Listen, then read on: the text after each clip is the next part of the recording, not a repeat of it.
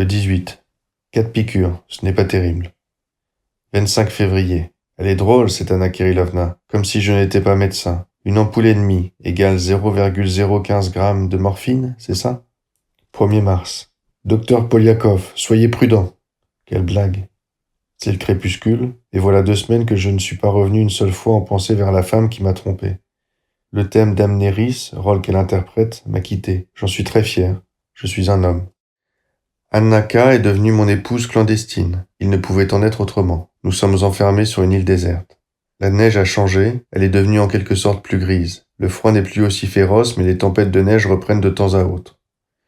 À la première minute, c'est comme si on m'effleurait le cou. Je ressens une sorte de chaleur à cet endroit, puis une sensation diffuse. À la deuxième minute, j'ai comme un coup de froid au creux de l'estomac, et mes idées deviennent claires. Ma faculté de travail explose. Toutes les sensations désagréables disparaissent. La force spirituelle s'exprime à son maximum. Si je n'étais pas gâté par ma formation médicale, je dirais qu'un homme ne peut travailler normalement qu'après une piqûre de morphine.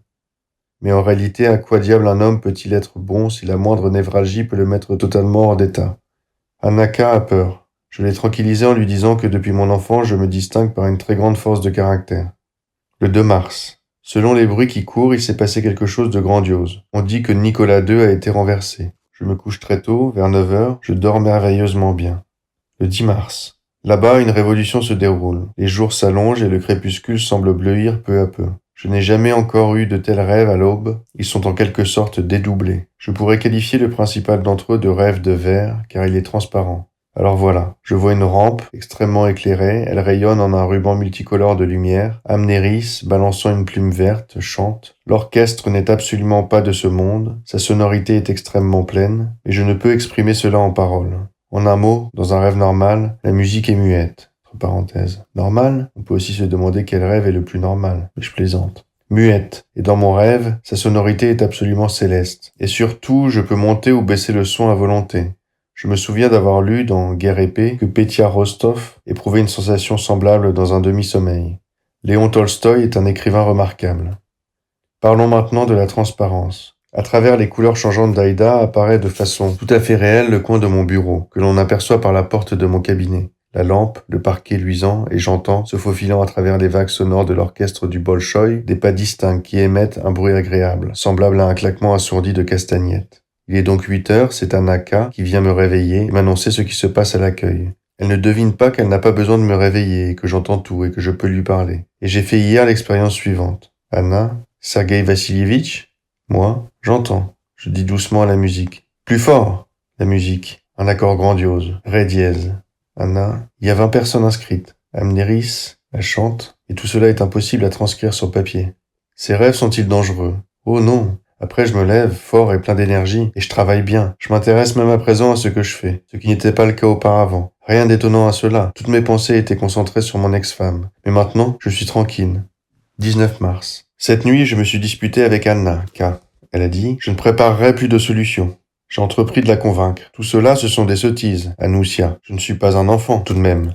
Non, je n'en ferai plus. Vous courez à votre perte. Bon, comme vous voulez. Souvenez-vous que j'ai des douleurs dans la poitrine. Soignez-vous. Ou, prenez un congé, on ne se soigne pas à la morphine. Entre parenthèses, elle réfléchit et ajouta. Je ne peux me pardonner de vous avoir préparé une deuxième injection ce jour-là. Est-ce que je suis morphinomane ou quoi? Vous en prenez le chemin. Alors vous n'irez pas me la faire? Non. Là je découvris pour la première fois en moi la faculté de me fâcher, et surtout de crier après quelqu'un alors que j'étais en tort. Mais ce n'est pas venu tout de suite. Je suis allé dans ma chambre et j'ai regardé. Il restait un petit peu de liquide au fond du flacon. J'y ai plongé l'aiguille et ai rempli le quart de la seringue. Puis je l'ai jeté par terre, ai manqué de la casser et me suis mis à trembler. Je l'ai ramassée avec précaution et l'ai examinée. Pas une fêlure. Je suis demeuré dans la chambre environ 20 minutes. Quand je suis sorti, elle n'était plus là. Elle était partie. Figurez-vous que je n'ai pas résisté et que je suis allé la trouver. J'ai frappé à la fenêtre éclairée de son pavillon. Elle est sortie sur le perron, emmitouflée dans un châle. La nuit était calme, toute calme. Il tombait une neige poudreuse. Loin dans le ciel apparaissait comme une amorce de printemps. Anna Kirilovna, ayez la gentillesse de me donner les clés de la pharmacie. Non, je ne vous les donnerai pas. Camarade, ayez la gentillesse de me donner les clés de la pharmacie. Je vous parle en tant que médecin. Dans l'obscurité, je vis que son visage avait changé, qu'il avait fortement pâli, que ses yeux s'étaient enfoncés dans leurs orbites et étaient devenus tout noirs. Elle me répondit d'une voix qui éveilla la pitié dans mon cœur. Mais la colère m'envahit à nouveau. Elle, 2 points. Pourquoi parlez-vous ainsi? Ah, Sergueï Vassilievitch, si je dis cela, c'est parce que j'ai pitié de vous. » Et là, elle libéra sa main de dessous le châle, et je vis qu'elle avait les clés en main. Elle les avait donc prises en sortant à ma rencontre.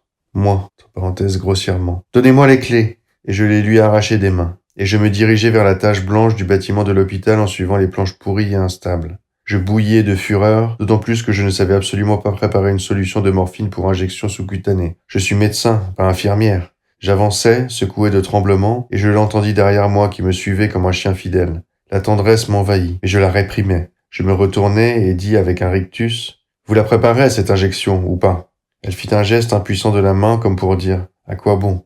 et répondit doucement, « Bon, je vais la faire. » 1 heure plus tard, j'étais dans mon état normal. Bien entendu, je lui demandai pardon pour mon invraisemblable grossièreté. Je ne sais pas moi-même ce qui m'était arrivé. J'ai toujours été un homme poli.